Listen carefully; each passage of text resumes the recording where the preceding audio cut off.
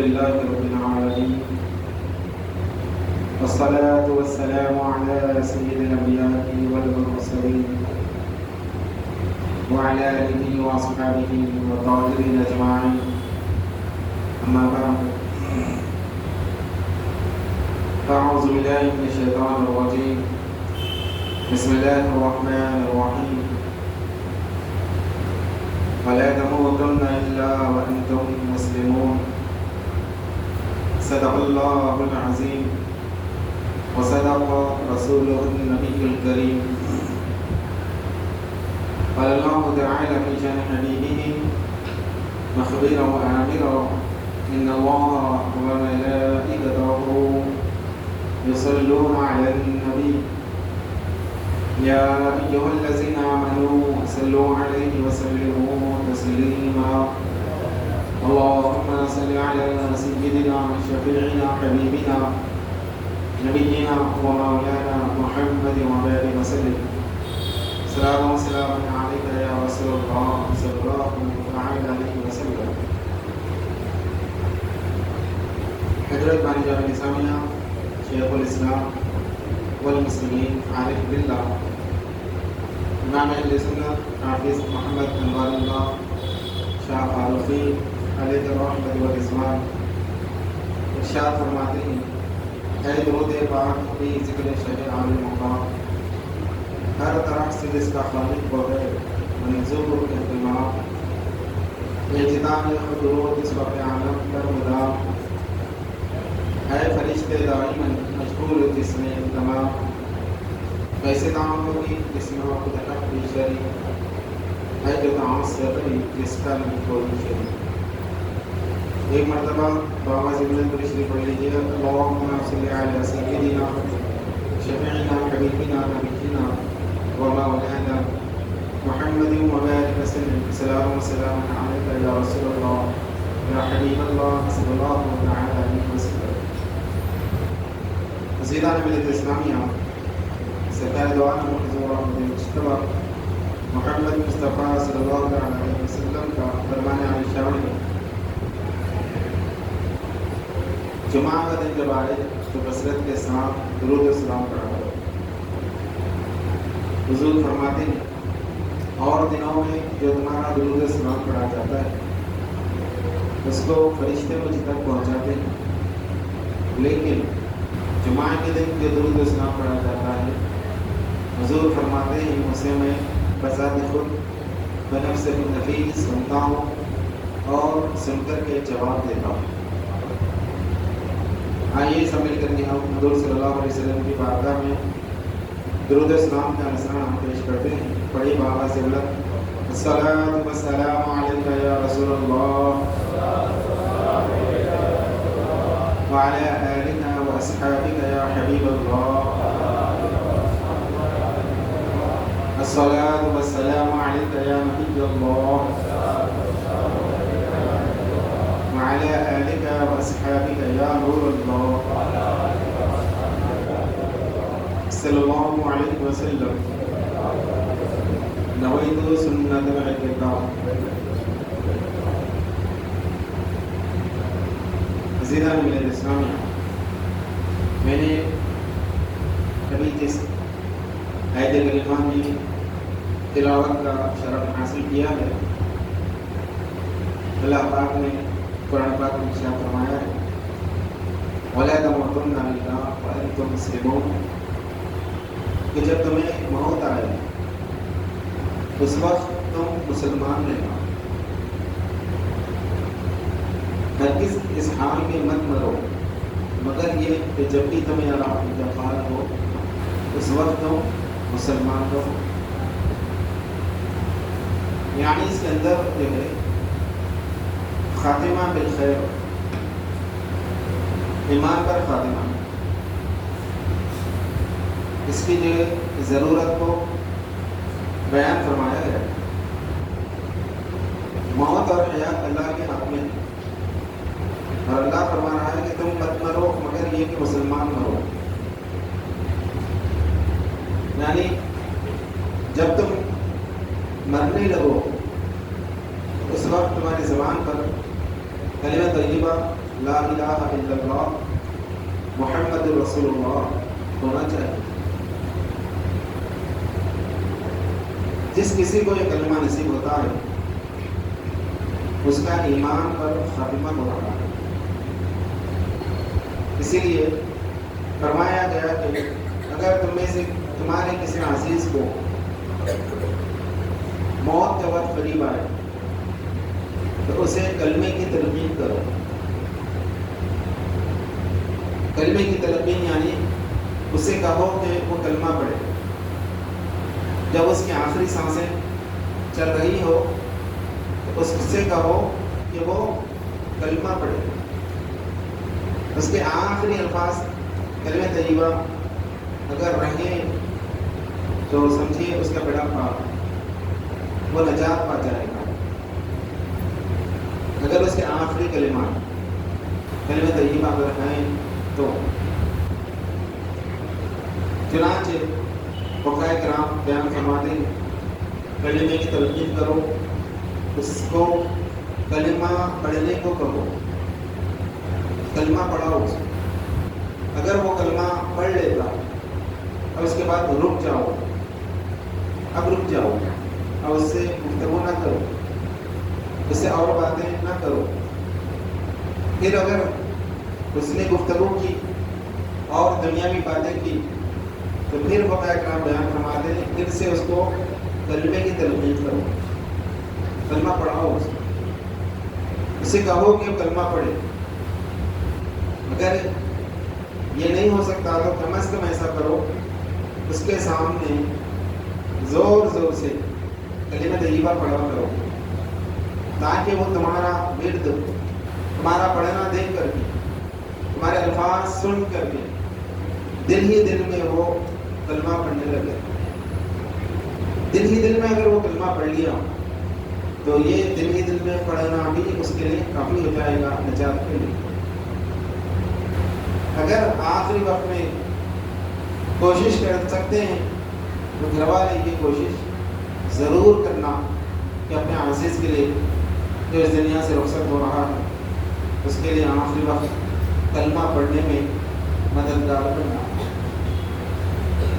عزیزان ملت اسلامیہ، یہ اگر کام کرتے ہیں تو واقعی میں اس سے بڑھ کر کے کوئی احسان اس کے اوپر نہیں ہوگا۔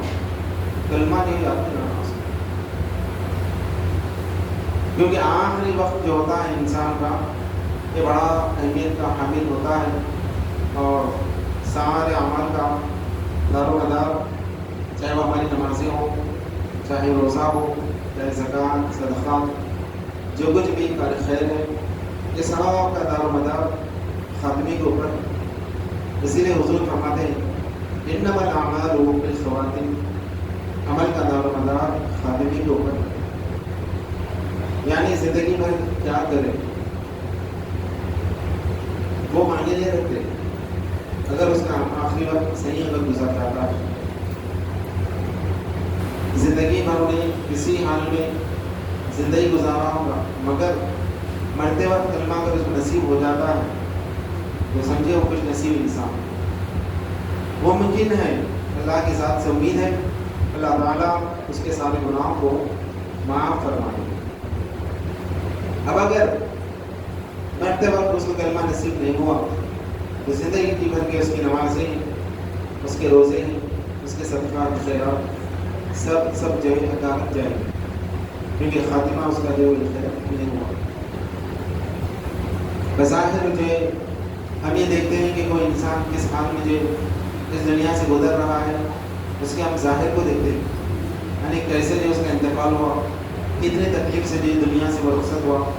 ظاہری حالت میں ہم کو پتہ چلتی ہے، لیکن اندرونی دلی کیفے باطنی حال سے کوئی انسان جو معلوم نہیں رہتا، کسی کو جو دل کا حال معلوم نہیں رہتا، اس کے دل میں جو کیا چل رہا ہے یہ معلوم نہیں ہوتا۔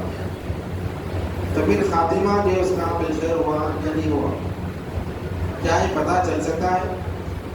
فرمایا گیا کہ نہیں، کیونکہ اس کا دل کا حال، اس کے اندر کا راز وہ جانے، خدا جانے۔ پتہ ہے مجھے، ہم دنیا میں دیکھیں کہ وہ نماز پڑھتا تھا، وہ روزہ رکھتا تھا، آخری دم تک جو اسلام پر قائم رہا، بس اس دوسرے نیت کے ساتھ اس کو ہم کیا کرتے ہیں، غسل دے کر کے کفن پہنا کر کے اس کی نماز جنازہ پڑھ کر کے اس کی تدفین کر دیتے ہیں. مگر واقعی میں جو ہے دنیا سے وہ مسلمان رخصت ہوا یا نہیں ہوا، یہ جو حال صرف اللہ ہم کو معلوم ہے کہ انسان جو ہے کس حالت سے کس جو حال میں دنیا سے رخصت ہو رہا ہے، یہ اللہ کو جو اس کا علم ہوتا ہے. اور یہ بنیادی چیز ہے انسان کی زندگی میں. زندگی بھر جو محنت کرنا، جب ہمارا آخری وقت آئے تو ہم جو ہے کلمے پر ہمارا خاتمہ ہونا. کس پر خاتمہ ہونا؟ کلمے پر خاتمہ ہونا. کلمے پر خاتمہ کیسا ہوگا؟ آپ سب سے پہلی چیز کلمہ اگر آپ سمجھیں گے تو بزرگان دین بیان فرماتے ہیں کہ کلمہ اگر سمجھ میں آیا تو کلمے پہ خاتمہ ہونے کے امکانات بڑھ جاتے ہیں. ایمان پر خاتمہ ہونے کے لیے، کلمے پہ موت آنے کے لیے دنیا میں مسلمان سب سے پہلے کلمے کو سمجھنا. کلمے کا مطلب کیا ہے، کلمے کا جو معنی کیا ہے، اس کا مفہوم کیا ہے، اس کو جو سمجھنے کی یہ کوشش کرنا. جو مسلمان اس کلمے کے مفہوم کو سمجھ جاتا ہے اور زندگی بھر اس پر جو کاربند رہتا ہے تو وہ جو ہے انشاءاللہ اللہ کی سانس امید ہے.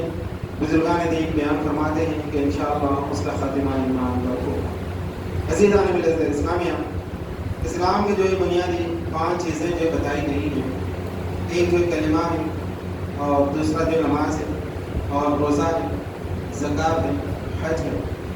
یہ 5 چیزوں پر مسلمان کو جو عمل کرنا ضروری ہے.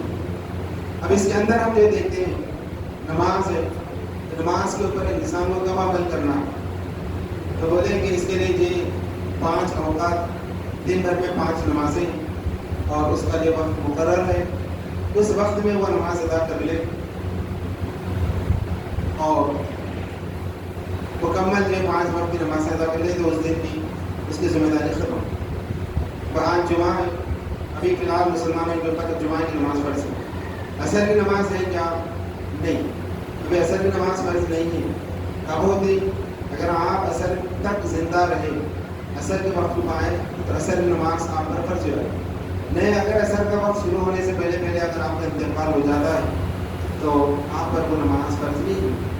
اللہ نے جو نماز کو وقت کے ساتھ جو مجھے مقید کیا، وقت اگر ہے تو نماز کی آپ کے اوپر یہ فرض ہو جاتی.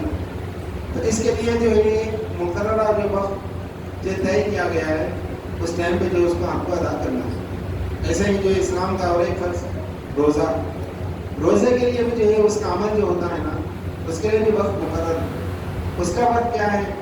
بولے صبح جو ہے فجر سے لے کر کے طلوع فجر سے لے کر کے غروب آفتاب تک اس کو جو ہے روزے کے عمل کو مکمل کرنا ہے. کیا طریقہ کار ہے؟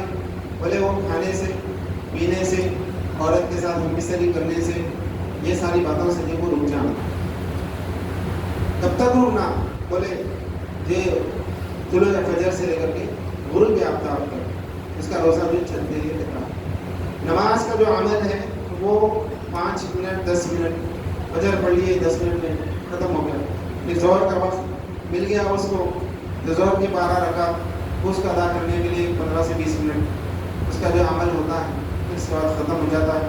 پھر اس کے بعد کوئی عمل نہیں. پھر عصر کا وقت ملا تو پھر اس کے اوپر عصر کی نماز فرض ہو گئی ہے. اور ایسے ہی رمضان کے اندر صبح طلوع فجر سے لے کر کے جو ہے مغرب تک جو اس کا وقت ہے اس کے عمل کا وقت ہے. تو ایسے ہی جو ہے زکوٰۃ ہے. زکوٰۃ کے لیے کیا وقت ہے؟ فرمایا گیا کہ اللہ تعالیٰ جو آپ کو مال دیا اس پر پورا سال گزرنے کے بعد جو کچھ بھی آپ کے پاس مال بچتا ہے اس میں سے 40واں حصہ نکال کر کے آپ جو غریبوں میں خیرات کرنا. 1 سال گزرنے کے بعد آپ کے اوپر زکوٰۃ یہ فرض ادا ہو جاتی ہے. اس کا ادا کرنے میں ایک مختصر سا جو وقت لگتا ہے اور انسان اس کو جو ہے عمل کر لیتا ہے. اور ایسے ہی جو ایک اور فرض حج ہے، اور حج کا ایام جو ہے 8 ذی الحج کے 5 دنوں میں جو حج کیا جاتا ہے. 8 تاریخ سے لے کر کے 12 تاریخ تک، 8 9 10 11 12 یہ 5 دن جو عجیب جو مناسک حج کے لیے جو مقرر ہوتا ہے اور ان اوقات میں وہ حج کے مناسک کو ادا کرتا ہے. تو بات سمجھ میں آئی. نماز کے لیے مقرر وقت ہے, روزے کے لیے مقرر وقت ہے, اور زکوٰۃ کے لیے وقت مقرر ہے, پھر حج کے لیے بھی وقت مقرر ہے. یہ 4 فرائض کے لیے ایک وقت اللہ نے مقرر فرمایا ہے. اب کلمے کے لیے کون سا وقت ہے؟ کلمے کے لیے کون سا وقت ہے؟ تو کلمہ ایک ایسا عمل ہے, کلمہ ایک ایسا عمل ہے, یعنی نماز 10 منٹ پڑھ لیے ختم ہو گئی. یہ کلمہ ایسا ہے کہ 24 گھنٹے مسلمان کو اس کے اوپر عمل کرنا ہے. ایک لمحے کے لیے بھی, ایک لمحے کے لیے بھی یہ عمل سے وہ نہیں رکتا نہیں. 24 گھنٹے رات ہو یا دن ہو, ہر وقت ہر آن اس کا عمل کیا ہے؟ کلمے کا عمل کیا ہے؟ جیسے کہ نماز کا عمل بتایا گیا, اس کے اندر قیام ہے, رکوع ہے, سجدہ ہے, قاعدہ ہے, یہ ساری چیزیں جو اس کے اندر قرآن کی تلاوت, ذکر و اذکار, تسبیحات, سرکار دو عالم صلی اللہ علیہ وسلم پر درود و سلام, یہ سارے جو اذکار اس کے اندر جو پڑھنے کے ہوتے ہیں, اور اس کو پڑھنے کے لیے جتنا وقت لگتا ہے اتنا وقت نماز کے لیے جو مقرر کیا گیا ہے. لیکن کلمے کے لیے کتنا وقت؟ کلمے کا عمل کیا ہے؟ تعزیز آنے کے لیے اسلامیہ کلمہ مسلمان کے لیے 24 گھنٹے, 24 گھنٹے, یعنی وہ دن کے 12 گھنٹے یا رات کے 12, دن رات اس پر اس کا عمل کرتے ہی رہنا ہے. اس کا عمل کیا ہے؟ اس کا عمل کیا ہے؟ فرمایا گیا لا الہ الا اللہ محمد رسول اللہ, اللہ کے علاوہ کوئی معبود نہیں, اللہ کے علاوہ کوئی لائق عبادت نہیں, محمد صلی اللہ علیہ وسلم اللہ کے رسول ہے. یہ جو زبان سے انہیں جو کہہ رہا ہے, اس کو بھی دل سے تصدیق کرنا اور دل میں یہی بات اس کے جو جمی بھی رہنا, راسخ رہنا, بالکل ایسا جمی ہوئی کہ ذرا برابر بھی اس کو جو اس بات میں شک و شبہ پیدا نہیں ہونا, اللہ کے ہونے پر یقین ہونا, محمد صلی اللہ علیہ وسلم کی رسالت پر اس کو یقین ہونا. جب کبھی دن کے کسی لمحے میں, رات کے کسی لمحے میں اگر اس کو شک پیدا ہو جاتا ہے اللہ کے ہونے میں, تو سمجھے اسی وقت وہ اسلام سے خارج ہو جاتا ہے.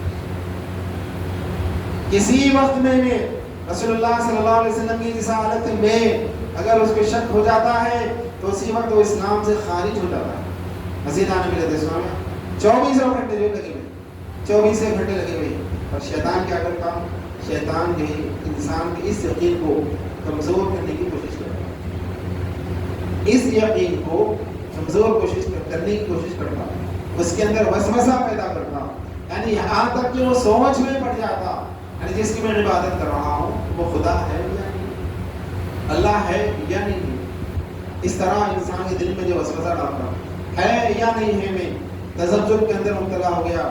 مزید آنے ملت اسلامیہ سمجھے کہ اس شخص کا ایمان ہاتھ سے چلا گیا.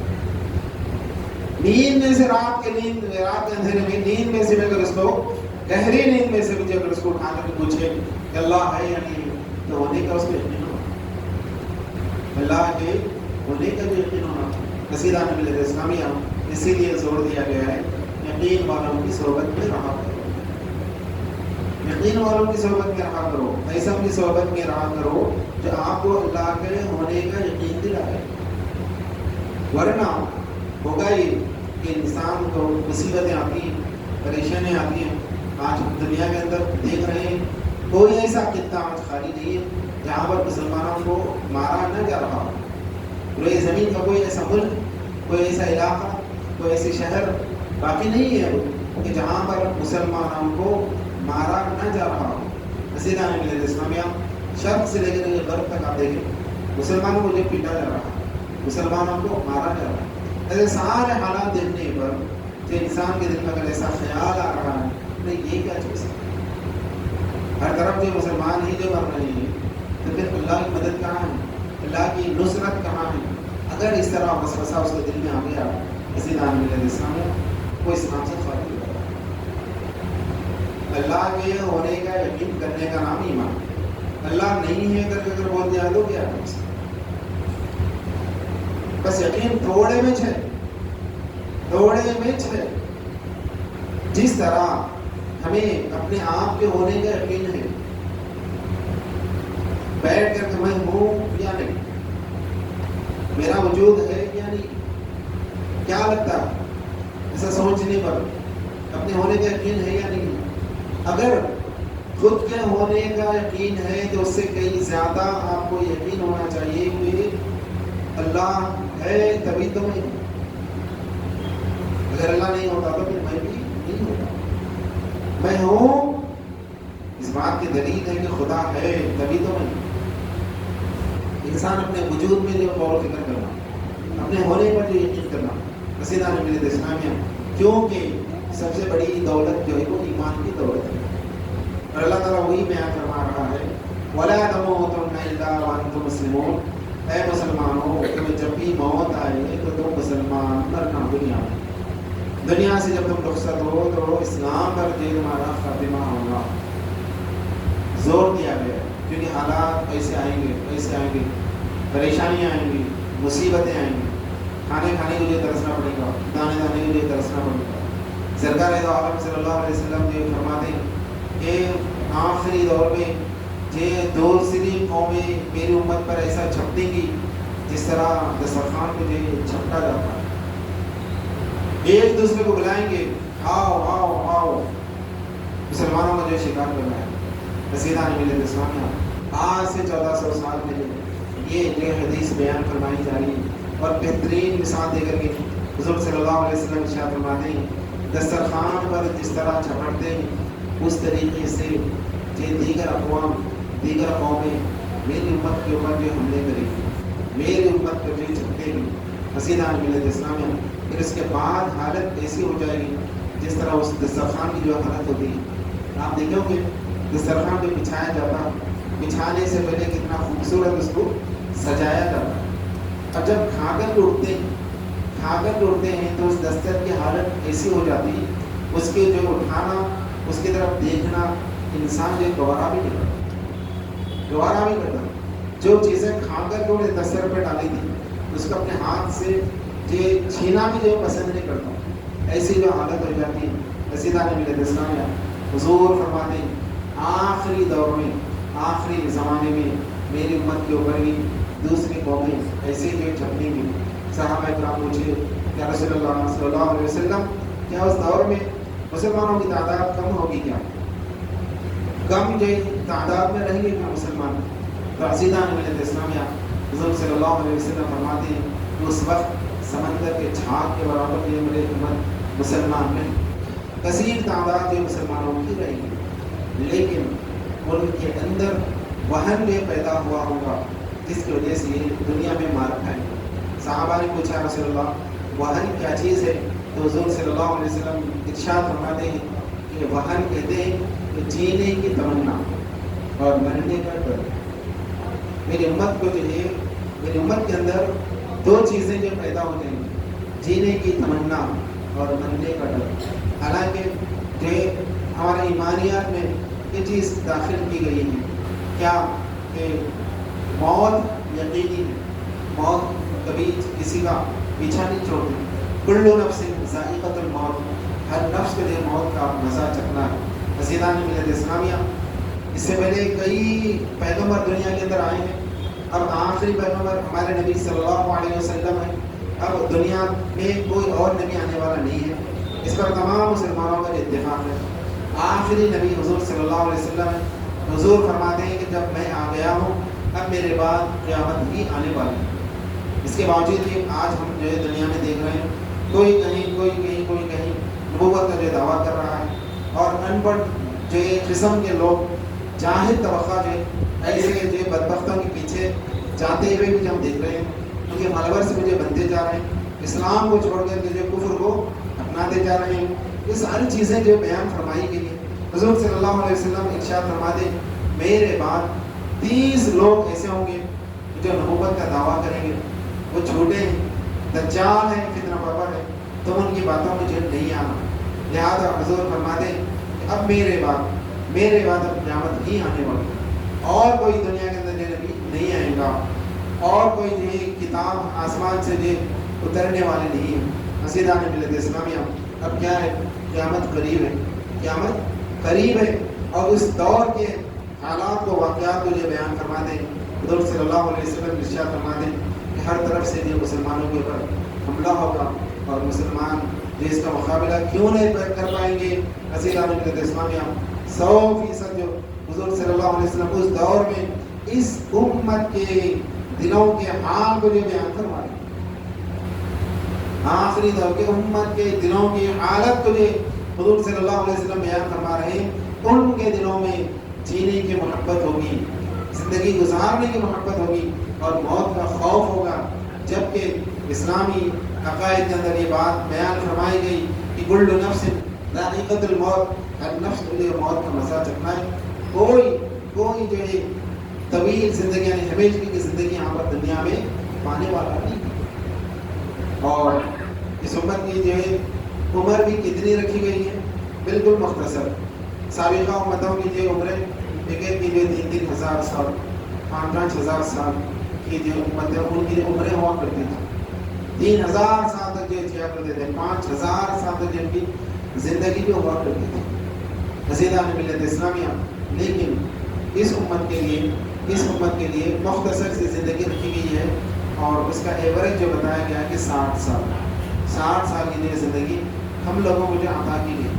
حضور صلی اللہ علیہ وسلم ارشاد فرماتے ہیں کہ اس امت کی مثال کیسی ہے؟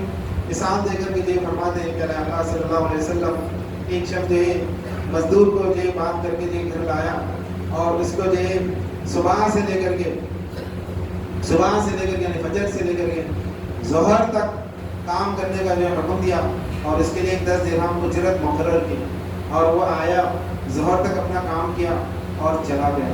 عزیزان ملت اسلامیہ، پھر اس کے بعد پھر یہ ایک اور مزدور کو جو کام پر لایا، اس کو جو اجرت مقرر کی 10 درہم، اور اس کو کام دیا ظہر سے لے کر کے عصر تک۔ پھر اس کے بعد ایک اور مزدور اس نے اجرت پہ لایا، اور اس کو کام دیا، اور اس کے لیے اجرت مقرر کی 10 درہم، اور اس کا وقت مقرر کیا عصر سے لے کر کے مغرب تک۔ اس کے بعد جو ہے حضور صلی اللہ علیہ وسلم جو پوچھتے ہیں کہ کیا ان میں سے کسی مزدور پر کسی قسم کا ظلم ہوا کیا؟ تو صحابہ کرام کہنے لگے یا رسول اللہ صلی اللہ علیہ وسلم، اس پہلے والے مزدور پر جس نے فجر سے لے کر کے ظہر تک محنت کی، اور اس کو جو 10 درہم دیا گیا، اور اس پر جو ظلم ہوا، تو حضور صلی اللہ علیہ وسلم فرما دیں کہ نہیں، اس کو ظلم نہیں کہا جاتا۔ پھر ظلم کیا چیز ہے؟ تو حضور فرما دیں ظلم یہ چیز ہے کہ 10 درہم بات کرنے کے بعد اگر اس کو 8 درہم جو دیے جاتے تو یہ ظلم ہوتا۔ یہ ظلم نہیں ہوا، جتنا اس کے لیے اجرت بات کی گئی تھی اتنا اس کو دے دیا گیا ہے، تو ظلم کیسے ہوا؟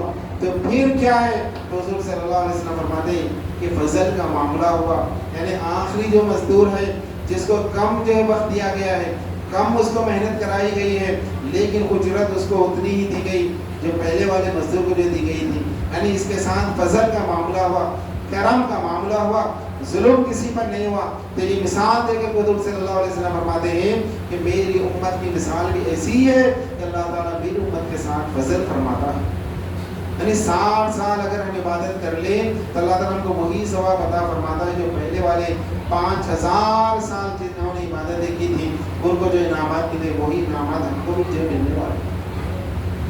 عزیزان ملت اسلامیہ، یہ 60 سالہ زندگی ہے، جو انسان جب 60 سال اس کی گزر ہو جائیں، اب وہ جو ہے موت کے انتظار میں رہنا، موت کے انتظار میں رہنا، اب اس کے لیے موت جو کبھی بھی آ سکتی ہے، اس کا جو وقت مقررہ ختم ہو چکا ہے، اب اس کو اوور ٹائم جو دیا جا رہا ہے، جب وہ وقت اجل آئے گا نہ ایک لمحہ رکیں گا، نہ ایک لمحہ جو ہے وہ تاخیر کرے گا۔ عزیزان ملت اسلامیہ، جو وقت مقرر ہے اس وقت پر موت آنے والی ہی ہے، پھر اس کے باوجود بھی جو ہے ہمارے دلوں میں جینے کی تمنا رہے، جس کی وجہ سے ہم دنیا کے اندر ذلیل و رسوا ہوں، اور موت کا خوف ہوگا، ہم مرنے کو پسند نہیں کریں گے، ہم مرنے کو پسند نہیں کریں گے، جس وجہ سے ہم دنیا میں ذلیل و رسوا ہوں گے۔ عزیزان ملت اسلامیہ، جو لوگ جو اپنے دلوں میں وہن رکھتے ہیں، یعنی جینے کی آرزو رکھتے ہیں، موت کا خوف رکھتے ہیں، وہ سارے لوگوں کو دنیا میں ذلیل و رسوا ہونا ہی ہے۔ ہاں جنہوں نے زندگی کی حقیقت کو سمجھ لیا، موت کی حقیقت کو سمجھ لیا، موت سے بے پرواہ رہے، ہر وقت ہر آن تیار رہے کہ مولا جس پل بھی مجھے موت آ جائے میں تیری بارگاہ میں حاضر ہونے کے لیے راضی ہوں، نہ مجھے مرنے کا خوف ہے نہ جینے کی تمنا ہے، بس یہ سمجھ کر کے جو لوگ زندگی گزارتے ہیں عزیزان ملت اسلامیہ، ایسے مسلمان دنیا میں کبھی بھی ذلیل و رسوا نہیں ہے۔ آپ دین کی حفاظت کریں، دین آپ کی حفاظت کرے گا، آپ اللہ کے احکامات کے پابند ہو جائیں، اللہ آپ کی حفاظت فرمائے گا۔ اللہ فرماتا ہے کہ جس کسی نے صبح فجر کی نماز ادا کی، شام تک میں اس کی حفاظت کروں گا، وہ میرے ذمہ میں ہے، میں اس کا ذمہ لیتا ہوں، اور جس کسی نے عشاء کی نماز ادا کی صبح فجر تک، میں اس کا ضامن ہوں، میں اس کا ذمہ لیتا ہوں۔ عزیزان ملت اسلامیہ، جو ان احکامات پر عمل پیرا ہوگا دنیا میں کہیں پر بھی ذلیل و رسوا نہیں ہوگا۔ محض ہم جو آج دنیا کے اندر ذلیل ہو رہے ہیں، پریشان ہو رہے ہیں، ہر قسم کی پریشانیاں جو گھرتے جا رہی ہیں، مبتلا ہے بیماریوں کے اندر، پریشانیوں کے اندر جو مبتلا ہے، کیوں ایسا ہو رہا ہے کہ وہ جو ہم نے عادت بنا لیا خدا کی نافرمانی کرنے، ہم نے جو روش اختیار کر لی ہم نے خدا کی نافرمانی کرنے کا۔ عزیزان ملت اسلامیہ، نہ ہم نمازوں کی پابند ہیں، نہ ہم قرآن کی تلاوت کرنے کے لیے پابند ہیں، یہاں تک کہ ہم دین پر عمل کرنا بھی ہمارے لیے دشوار کن اور گراں گزرتا جا رہا ہے۔ اور حضور فرماتے ہیں کہ جیسے جیسے قیامت قریب آتے جائیں گی، جو ان لوگوں میں سے سب سے پہلے جو عمل اٹھنے والا ہے وہ نماز سے جو مسلمان دور ہوتے جائیں گے۔ نماز کیا چیز ہے مسلمانوں کو جو پتہ نہیں ہوا، دین کیا چیز ہے مسلمانوں کو جو پتہ نہیں ہوا، وہ اپنی اولاد کو دینی تعلیم سے زیادہ دنیاوی تعلیم دینے کے لیے فکر مند رہیں گے۔ عزیزان ملت اسلامیہ، رہے بیٹے اولاد مسلمان رہے یا نہ رہے کوئی فرق نہیں پڑتا، زندگی گزار لے، وہ جی لے، بس اتنا جو کافی ہے۔ عزیزان ملت اسلامیہ، ایسی جو حالت ہو جائیں گی، اور حضور صلی اللہ علیہ وسلم یہ بھی ارشاد فرماتے ہیں اس دور میں لوگوں کو دین سننا، دین کے بارے میں معلومات حاصل کرنا، دینداری حاصل کرنا اتنا ناپسند ہو جائے گا کہ حضور فرماتے ہیں کہ ایک مردہ بکری کے پاس، مری ہوئی گلی ہوئی سڑی ہوئی بکری کے پاس کھڑے ہونا وہ پسند کریں گے، اس کی گندی بدبو کو سونگنا پسند کریں گے، وہاں پر بیٹھ کر کچھ باتیں کر لینا وہ پسند کریں گے، مگر جہاں پر اللہ اور اس کے رسول کی بات ہوگی وہاں پر مسلمان جانا پسند نہیں کریں گے، وہاں پر مسلمان بیٹھنا پسند نہیں کریں گے۔ عزیزان ملت اسلامیہ، آج آپ اس کا کھلا نظارہ مسجدوں میں دیکھ سکتے ہیں، کئی ایسی مساجد جہاں پر نمازوں کی بات، کچھ دین کی بات، کچھ ذکر اذکار، کچھ مسئلے مسائل قرآن کی تفسیر بیان کی جا رہی ہوتی ہے، اور وہاں پر ہم یہ دیکھتے ہیں کہ لوگ جو اٹھ کر کے جاتے ہوئے نظر آتے ہیں۔ عزیزان ملت اسلامیہ، بالکل یہ وہی پیشن گوئی جو اس دور میں حضور صلی اللہ علیہ وسلم بیان فرمائے تھے کہ مسلمانوں کے پاس دین سب سے زیادہ حقیر چیز ہو جائے گی، اگر وہ دین بھی حاصل کریں گے تو اس کے پیچھے ان کا کوئی دنیاوی مقصد ہوگا، دینداری جو ان کی مقصد نہیں ہوگی۔ عزیزان ملت اسلامیہ، یہ ساری باتیں سرکار دو عالم صلی اللہ علیہ وسلم نے روز روشن کی طرح بیان فرما دی ہے، اور آج ہم جو دیکھ رہے ہیں ایک ایک چیز بالکل ہوتی ہوئی نظر آ رہی ہے۔ جب حضور فرمائے تھے کہ مسلمانوں کو چن کے مارا جائے گا، اور وہاں چیز جو برابر کی دکھ رہی ہے کہ ایک علاقے کے بعد دوسرا علاقہ، دوسرا علاقے کے بعد تیسرا علاقہ، برابر وہ پریشان ہوتے جا رہے ہیں، جو شکار ہوتے جا رہے ہیں۔ عزیزان ملت اسلام ہے، ایسے میں جو مسلمانوں کو کیا کرنا چاہیے، مسلمانوں کا کیا طرز عمل ہونا چاہیے، مسلمان سب سے زیادہ کس چیز کی جو فکر کرنی چاہیے۔ عزیزان ملت اسلامیہ، ایسے پرفتن دور میں حضور صلی اللہ علیہ وسلم فرماتے ہیں کہ جب فتنوں کا دور ہو، فتنے عروج پر ہو، تو تم مسجدوں کو پکڑے رہو، تم نمازوں کے پابند بن جاؤ، تم مسجدوں سے جڑ جاؤ، کیونکہ مسجدیں ہی ہمارے لیے مراکز ہے، ہمارے مرکز ہے، کہ جو لوگ مسلمان مسجدوں سے جڑ جائیں گے تو اس کی گارنٹی ہے، اس کا اطمینان ہے کہ ان کا ایمان محفوظ نہیں ہوا۔ فتنوں کے دور میں حضور فرماتے ہیں کہ کیا تیاری ہونا چاہیے مسلمانوں کی، حضور صلی اللہ علیہ وسلم فرماتے ہیں کہ نمازوں کی پابندی کرو۔ جو فتنے ظاہر ہو رہے ہیں تو اس وقت میں مسلمانوں کو کیا رائے عمل اختیار کرنا ہے، کیا جو ان کی تیاری ہونی چاہیے، تو سرکار دو عالم صلی اللہ علیہ وسلم اس کی تیاری بھی بیان فرما رہے ہیں کہ نماز کو جو مضبوطی کے ساتھ تھامے رہو۔ مسجدان ملت اسلامیہ یہی ہمیں دین سے جوڑ کر کے رکھنے والی چیز ہے۔ آج ہمارے درگاہ نماز کہاں ہے؟ نمازوں کی جو ہمارے اندر کتنی پابندی ہے۔ عزیزان ملت اسلامیہ آج بھی اتنی ساری پریشانیاں مصیبتیں آنے کے باوجود بھی، مسلمان اتنا پریشان رہنے کے باوجود بھی، مسلمان اب بھی جو ہے مسجدوں سے نہیں جڑے۔ آپ کسی بھی مسجد کے پاس جمعہ کے دن جمعہ کی نماز میں چلے جائیں، جب مصلی جو نماز مسجد کے اندر داخل ہوتا ہے تو اس کی جگہ تلاش کرنی پڑتی ہے، کہاں بیٹھو بھائی، مسجد پہلے سے جو بھری ہوئی رہتی ہے۔ پھر اس کے بعد جب جیسے اسی دن، چلو 2-3 دن کے بعد، اسی دن کی بات، یعنی ابھی جمعہ میں جو دوپہر میں مسجد کو آئے تھے، پھر اس کے بعد 3 گھنٹے کے بعد عصر کی اذان ہوتی ہے، زیادہ دیر میں 3 گھنٹے کے بعد پھر عصر کی اذان ہوتی ہے، پھر اس کے بعد یہ اس مسجد کا آپ نظارہ دیں گے تو وہ سناٹا رہتا مسجد کے۔ تو کئی مساجد کا عالم تو یہ ہے کہ امام اور مؤذن کے کھڑے ہو کر کے حضور نماز پڑھ لیں۔ حالت یہ ہے کہ اگر جمعہ میں جمع ہو جائیں تو نماز پڑھنے جگہ نہیں ملتی، چپلوں کے پاس جو کھڑے ہو کر کے نماز پڑھ لیتے ہیں۔ 3 گھنٹوں میں پھر یہ حالت ہے کہ بالکل اس کے برعکس ایک بھی جو مصلی جو مسجد میں حاضر نہیں رہتا، امام حسین کو جو انتظار کرنا پڑتا ہے کہ کوئی ایک اور مصلی آ جائے تو شاید جماعت بن سکتی ہے تینوں کی ملا کر۔ یہ ہماری حالت ہے یہ، اور ہم چاہتے ہیں کہ جو ہماری حالت میں سدھار آئے، ہماری حالت میں جو تبدیلی آئے۔ کیسے حالت ہے؟ مکاری جو ہے، عیاری جو ہمارے اندر جو بھری پڑی ہوئی، ہم کس کو دھوکہ دے رہے ہیں؟ کس کو دھوکہ دے رہے ہیں؟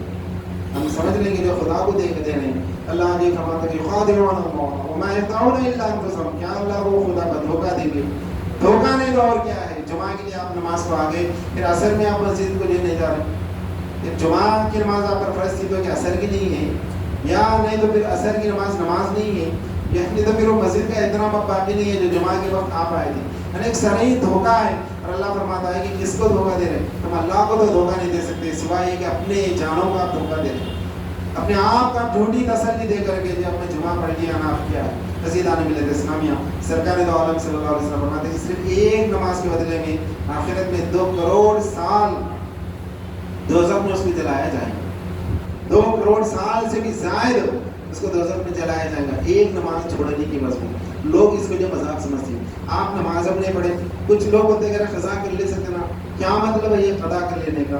جب آپ کو وقت ہے نماز پڑھنے کا آپ نماز نہیں پڑھے اور اس کو بعد میں ہم قضا کر لیں تو کیا اس کو مذاق ہو گیا نماز؟ عزیزان ملت اسلامیہ آپ اگر سوچیں کہ میں توبہ کر لیتا ہوں، توبہ کر لیتے ہوں گے آپ، اگر توبہ قبول نہیں ہوئی تو جب کیا کرتے آپ؟